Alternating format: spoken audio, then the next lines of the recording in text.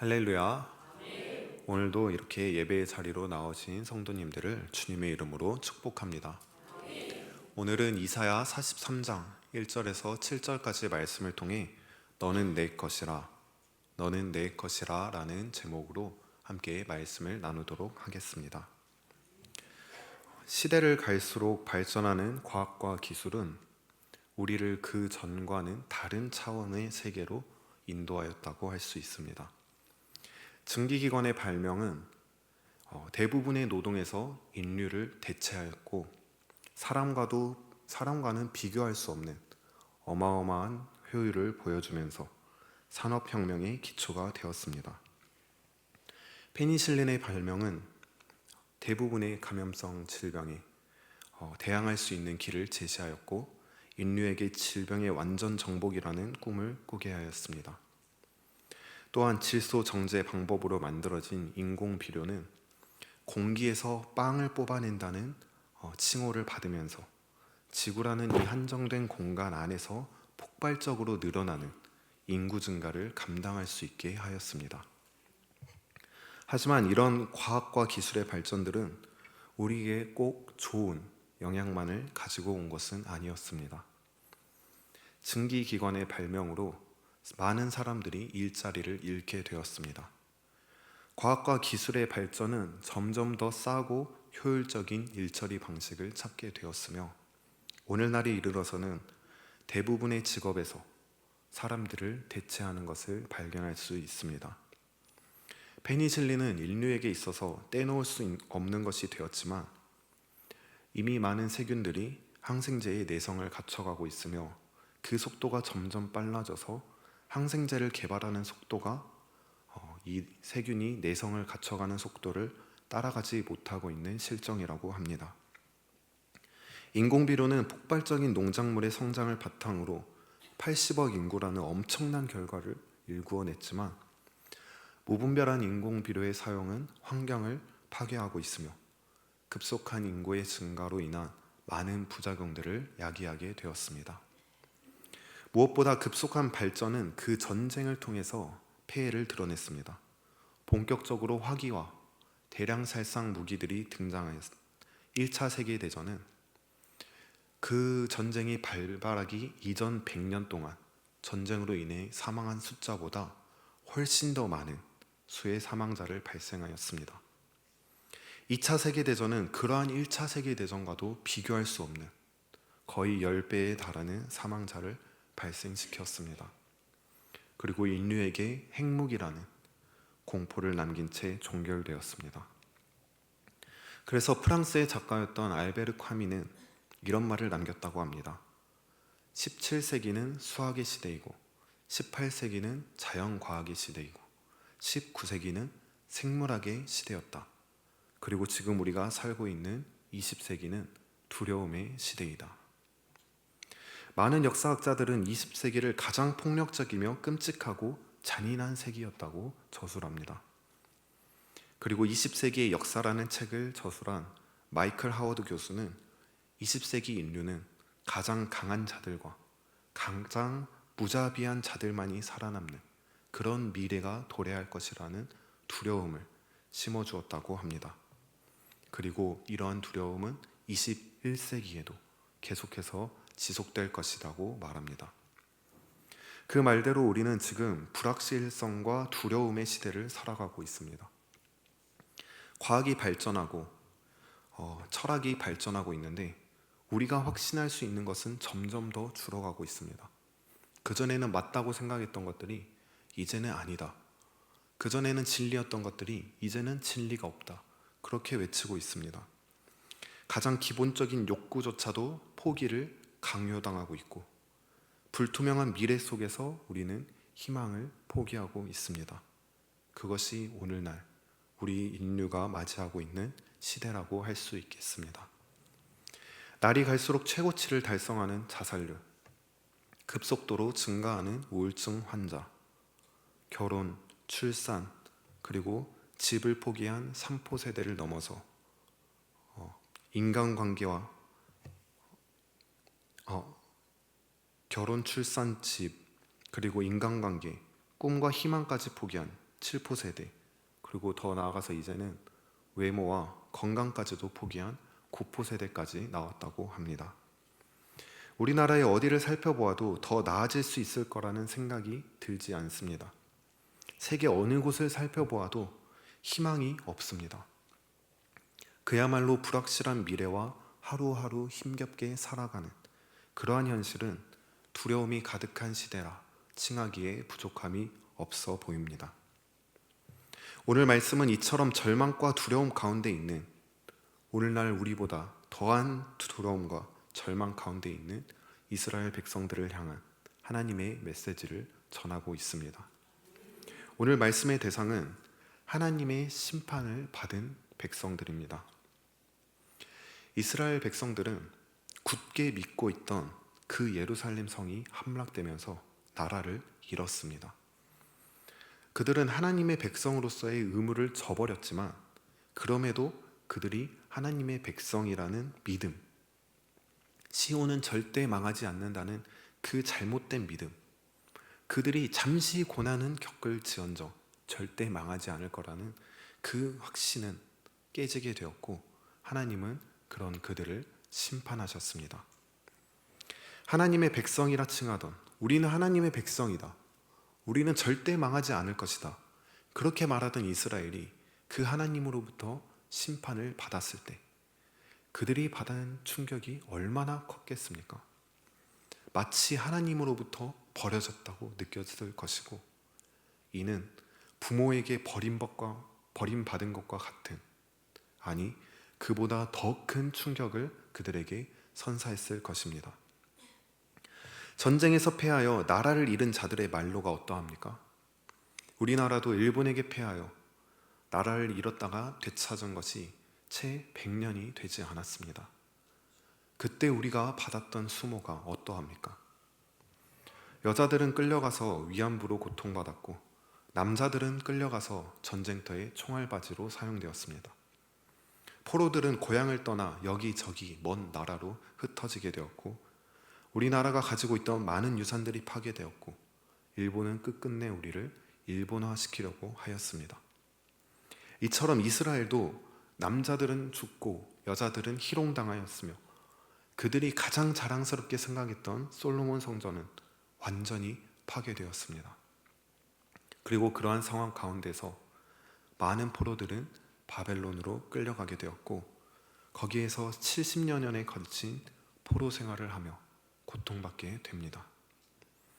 이러한 가운데 이스라엘 백성들에게 어떠한 희망이 있겠습니까? 이제 그들의 나라는 망했고, 그들은 엄청나게 먼 땅에서 수십 년에 걸친 포로 생활을 이어가고 있습니다. 그들의 유일한 희망이 되었던 하나님께서는 그들을 심판한 장본인이십니다. 이스라엘 포로들은 그야말로 자신들이 처한 그 상황에서 절망을 느끼고 더 나아질 길이 없는 그 불투명한 미래에 대한 두려움으로 가득 찬 시간을 보내고 있는 것입니다. 하지만 하나님께서는 이러한 이스라엘을 향하여 이렇게 선포하셨습니다. 오늘 본문 말씀 1절입니다. 함께 읽어보겠습니다. 야곱아, 너를 창조하신 여호와께서 지금 말씀하시느니라. 이스라엘아, 너를 지으신 이가 말씀하시느니라. 너는 두려워하지 말라. 내가 너를 구속하였고 내가 너를 지명하여 불렀나니 너는 내 것이라. 아멘. 너는 두려워하지 말라. 내가 너를 구속하였다. 내가 너를 지명하여 불렀다. 너는 내 것이다. 하나님께서는 이스라엘 백성들을 향하여 이렇게 말씀하셨습니다. 내가 두려워할 상황 가운데 있지만 결코 두려워하지 말아라. 내가 너를 끝내 구원할 것이다. 내가 너를 그 고통의 순간에서 해방해 줄 것이다. 내가 그 이방 땅에서 포로된 너희를 다시 나에게로 인도할 것이다. 여기서 특별히 구속이라는 의미로 해석된 단어는 히브리어로 가엘이라는 동사를 사용하고 있는데, 이것은 이스라엘에서 가까운 혈족이 땅을 잃거나 혹은 노예가 되었을 때 대신 그 값을 지불하고 땅을 찾아주거나 아니면 노예로부터 해방시켜주는 것을 의미합니다. 룻기에서 보아스가 룻의 고엘이 되어 그의 땅을 찾아주었던 것, 그게 바로 여기에서 하나님이 말씀하시는 그 구속의 의미입니다. 하나님은 지금 이스라엘의 고엘이 되겠다, 내가 너의 고엘이 되겠다, 죄로 인해서 노예가 된 너희를 내가 해방시켜 주겠다, 죄로 인해 빼앗긴 너희의 땅을 내가 되찾아 주겠다, 이렇게 말씀하고 계신 것입니다. 여러분, 이스라엘이 어떤 민족입니까? 오늘 말씀은 하나님께서 내가 너를 지명하여 불렀다라고 말하고 있습니다. 이스라엘은 하나님께 부르심을 받은 족속입니다. 하나님께 택함 받은 족속입니다. 세상 많은 민족 중에서, 세상 그 많은 사람들 중에서 단 한 명뿐인 창조주 하나님께 택함 받은 단 하나뿐인 족속이 바로 이스라엘입니다. 그 은혜가 얼마나 크고 놀랍습니까? 그럼에도 이스라엘은 하나님의 백성으로서 그 역할을 다하지 못했습니다. 그들은 그 큰 은혜를 잊었고 하나님을 떠나 이방신들을 섬기며 살았습니다. 배은망덕하게도 하나님의 은혜를 배신한 것입니다. 그럼에도 하나님께서는 이런 이스라엘을 수도 없이 용서하셨습니다. 그들의 눈물을 보셨고 그들의 부르짖음을 들으셨습니다. 하지만 반복되는 범죄와 회개 속에서 이스라엘은 점점 더 하나님께 다가가는 것이 아니라 점점 더 하나님께로부터 멀어지게 되었고, 마침내 그들이 더는 희망이 없을 만큼 악하게 되었을 때 하나님은 그들을 심판하셨습니다. 그들을 이방 민족의 손에 넘기셨고 극심한 고통과 절망 가운데서 두려움을 느끼게 하셨습니다. 하지만 오늘 하나님은 이러한 이스라엘을 향하여 다시 이렇게 말씀하고 계십니다. 내가 너를 지명하여 불렀다. 너는 내 것이다. 하나님께서는 이 패역한 민족인 이스라엘을 잊지 않으셨고 여전히 그들을 사랑하고 계시고 그들을 절망과 두려움 가운데서 건져주겠다고 그렇게 말씀하고 계신 것입니다. 왜 그렇습니까? 왜 하나님께서는 이렇게까지 범죄하고 패역한 그 백성을 포기하지 않으시는 것입니까? 그것은 하나님께서 그들을 너무나 사랑하셨기 때문입니다. 이사야서는 이스라엘을 향한 하나님의 사랑을 분명하게 보여주고 있습니다. 이사야서 49장 15절 16절 말씀 우리 한번 함께 읽어보겠습니다. 여인이 어찌 그 젖 먹는 자식을 잊겠으며 자기 태에서 난 아들을 긍휼히 여기지 않겠느냐. 그들은 혹시 잊을지라도 나는 너를 잊지 아니할 것이라. 내가 너를 내 손바닥에 새겼고 너의 성벽이 항상 내 앞에 있나니. 아멘. 이스라엘은 하나님이 자신들을 잊었다, 자신들을 버리셨다, 그렇게 외칩니다. 하지만 그런 그들에게 하나님께서는 이렇게 말씀하십니다. 어머니가 어떻게 젖 먹는 자식을 잊을 수 있겠느냐? 어머니가 어떻게 그 젖 먹는 자식을 잊을 수 있겠느냐? 그런데 만약 그 어머니는 그 자식을 잊을지라도 나는 너를 잊지 않는다. 어머니가 젖 먹이 아이를 사랑하는 것보다 내가 너희를 더 사랑한다. 내 손바닥에 너희 이름을 새겼고 너희 곁에는 항상 내가 있었다. 그리고 그 하나님께서는 오늘 본문을 통해 이렇게 말씀하십니다. 3절 4절 말씀입니다. 함께 읽어보겠습니다. 대저 나는 여호와 내 하나님이요 이스라엘의 거룩한 이요 내 구원자임이라. 내가 애굽을 너의 속량물로 구스와 스바를 너를 대신하여 주었노라. 내가 내 눈에 보배롭고 존귀하며 내가 너를 사랑하였은즉 내가 내 대신 사람들을 내어주며 백성들이 내 생명을 대신하리니. 아멘. 너를 사랑하는 내가 너를 구원하기 위해 애굽을 대가로, 구스와 스바를 대가로 주었다. 여러분, 애굽은 여러분들이 다 아시는 것처럼 강대한 국가입니다. 이스라엘을 멸망시켰던 아수르나 바벨론에 맞먹는 그러한 강대한 국가가 바로 애굽입니다. 이스라엘은 아수르와 바벨론에 대항하여 이 애굽의 힘을 빌어 그들을 의지하여 그들 앞에 주어진 많은 문제들을 해결하고자 했을 정도로 이 이스라엘과 애굽은 비교가 불가능한 대상인 것입니다. 심지어 구스와 스바는 나일강 상류에 위치한 상애굽으로 불리는 지역입니다. 이 지역의 크기는 지금의 이집트를 넘어서는 그런 거대한 크기를 가지고 있는 나라가 바로 구스와 스바입니다.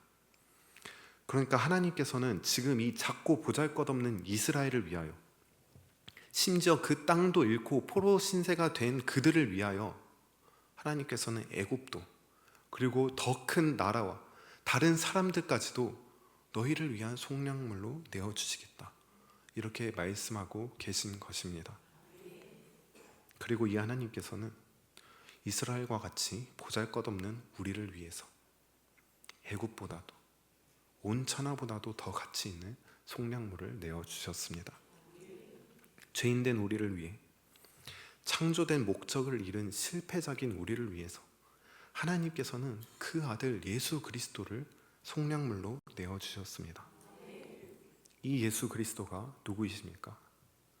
성자 하나님으로 하나님과 동등된 영광을 취하신 분이시며 만물을 지으신 우리의 주님 되시는 분이 바로 예수 그리스도입니다. 하나님의 유일하신 아들, 독생자가 바로 예수 그리스도입니다. 하나님께서는 보잘것없는 우리를 위해 이 예수님을 속량물로 내어주셨습니다. 아낌없이 망설임 없이 우리에게 내어주셨습니다. 어떻게 그럴 수 있겠습니까? 왜 하나님은 이 보잘것없는 우리를 위해 그렇게까지 하실 수 있는 것입니까? 도대체 우리가 무엇이기에 하나님께서는 하나밖에 없는 독생자 그리스도까지 지불하시면서 우리를 구속하셨습니까? 여러분, 이것이 하나님의 사랑입니다. 이해할 수 없는 사랑, 말로 형용할 수 없는 사랑, 젖먹이 아이를 향한 부모의 사랑보다도 그것을 훨씬 뛰어넘는 형언할 수 없는 하나님의 그 크신 사랑이 우리를 죄에서 자유하게 하였고 우리를 그의 자녀라 칭하게 하여 주셨습니다. 여러분, 하나님께서는 이토록 우리를 사랑하십니다. 그 사랑이 우리를 구속하고 있습니다. 그 사랑으로 우리를 지명하여 불러주셨습니다. 그 사랑으로 우리를 향하여 너는 내 것이다 부르고 계십니다. 전능하신 하나님께서 나를 이토록 사랑하시는데, 나를 창조하신 여호와께서 나를 지금 부르고 계시는데, 나를 지으신 하나님이 나를 향하여 너는 두려워하지 말라 말씀하고 계시는데, 우리의 인생에 두려운 것이 무엇이 있겠습니까? 물론 우리의 여정 가운데에는 여전히 어려움이 있을 것입니다. 세상은 앞으로 더욱더 살기 어려워질 것이고, 그 어려움 속에서 믿음의 여정을 걸어가는 우리에게는 그보다 더한 시련과 고난이 함께할 것입니다. 마치 바벨론의 포로로 끌려간 이스라엘이 마주한 현실처럼 우리가 마주한 현실은 그보다 더 도무지 해결할 수 없을 것 같은 절망적인 상황과 낙심되는 상황이 우리 앞에 펼쳐지게 될 것입니다. 그리고 그 고통의 여정 가운데 우리는 넘어지고 지쳐 쓰러지게 될 수도 있습니다. 하지만 여러분, 우리가 지금 이 시간 이것 하나만은 기억할 수 있길 원합니다. 나를 사랑하시는 하나님께서는 그 모든 고난의 순간 나와 함께 하실 것입니다. 그 하나님께서는 이미 나를 구속하셨고 나에게 두려워 말라 말씀하셨습니다. 오늘 본문 말씀 2절 한번 함께 읽어보겠습니다. 내가 물 가운데로 지날 때에 내가 너와 함께 할 것이라. 강을 건널 때에 물이 너를 침몰하지 못할 것이며 내가 불 가운데로 지날 때에 타지도 아니할 것이요 불꽃이 너를 사르지도 못하리니. 아멘. 하나님께서 우리와 함께 하실 때, 하나님께서 이스라엘과 함께 한다고 하실 때 그들에게 고난이 없을 거라고 말씀하지 않으셨습니다. 우리에게 분명히 고난이 있을 거라고 말씀하십니다. 하나님이 우리와 함께 하심에도 우리는 물 가운데로 지나가고 불 가운데로 지나가는 것 같은 고난과 역경을 맞이하게 될 것입니다. 하지만 오늘 하나님은 분명히 우리에게 말씀하고 계십니다. 내가 물 가운데로 지나갈 때도, 내가 불 가운데로 지나갈 때도 내가 너와 함께 할 것이니 물이 너를 침몰하지 못할 것이고 불꽃이 너를 사르지 못할 것이다. 여러분, 지금 우리와 함께 하시는 하나님을 믿으십니까? 그 어떠한 고난과 역경 가운데서도 우리를 지키실 그 하나님을 믿으십니까? 너는 내 것이니 두려워하지 말라고 말씀하시는 그 하나님을 믿으십니까? 그렇다면 이제 내 삶을 하나님께 맡겨드리길 원합니다. 우리가 거센 파도 앞에서, 타오르는 불길 앞에서, 그보다 더 절망적인 상황들 앞에서 우리가 할 수 있는 것이 무엇이 있겠습니까? 이제는 우리가 나의 앞에 주어진 상황들을 하나님께 맡기고 하나님의 영광을 위해 살아갈 수 있기를 원합니다. 하나님께서는 결국 세상에 흩어진 그의 백성들을 불러 모을 것이라고 말씀하셨습니다.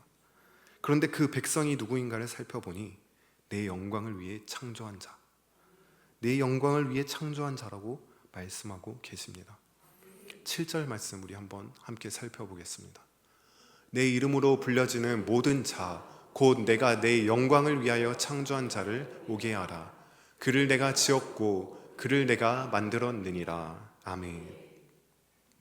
여러분, 하나님께서는 우리를 하나님의 영광을 위해 창조하셨다, 그렇게 말씀하고 계십니다. 하나님께서는 오늘 그의 영광을 위해 창조된 자를 모을 것이라고 말씀하십니다. 우리가 본래 있어야 할 자리는 나를 위한 자리가 아닙니다. 헛된 우상을 섬기는 자리가 아닙니다. 육신의 정욕과 이생의 자랑을 따라가는 그런 자리가 아닙니다. 세상의 고난 속에 두려움에 떠는 그런 자리가 아닙니다. 하나님의 영광을 위해 살아가는 자리가 오늘 우리가 있어야 할 자리입니다. 예수님께서는 우리에게 이렇게 말씀하셨습니다. 마태복음입니다. 그런즉 너희는 먼저 그의 나라와 그의 의를 구하라. 그리하면 이 모든 것을 너희에게 더하시리라. 아멘. 먼저 그의 나라와 그의 의를 구할 때 하나님께서 그 모든 것을 더할 것이다. 내가 걱정하는 모든 것을 해결해 주실 것이다. 내가 무엇을 입을지 무엇을 먹을지 걱정하는 그 모든 것을 하나님께서 해결해 주실 것이다. 내가 가진 두려움을 하나님께서 해결해 줄 것이다. 오늘 우리가 두려워하고 있는 것은 무엇입니까? 지금 내가 해결하지 못하고 두려워하고 있는 것은 무엇입니까? 지금 내가 절망하고 낙심하고 있는 상황은 무엇입니까? 여러분, 오늘 우리가 인정할 수 있는 시간이 되길 원합니다. 우리에게는 그것을 해결할 수 있는 힘이 없습니다. 능력이 없습니다. 우리는 그 앞에 완전히 무능력한 존재입니다. 그리고 하나님께서는 힘이 없고 능력이 없어 두려워하는 우리를 불러주셨습니다. 그리고 너는 내 것이다 말씀하셨습니다. 이제 우리가 하나님의 것으로 살아갈 수 있기를 원합니다. 나는 하나님의 것이니 나의 모든 걱정과 근심과 두려움은 이제 나의 주인 되신 하나님께서 해결하여 주시옵소서. 그렇게 맡길 수 있길 원합니다. 그리고 이제는 내가 해결할 수 없는 나의 인생의 문제를 붙드는 것이 아니라 우리를 향하여 이해할 수 없는 사랑을 부어주신 그 하나님을 위하여 절망과 고통 가운데 발버둥치는 우리를 지명하여 불러주신, 너를 내 것이라 불러주신 그 하나님의 영광을 위하여 살아갈 수 있는 저와 여러분 모두가 되길 이 시간 주님의 이름으로 간절히 소망합니다.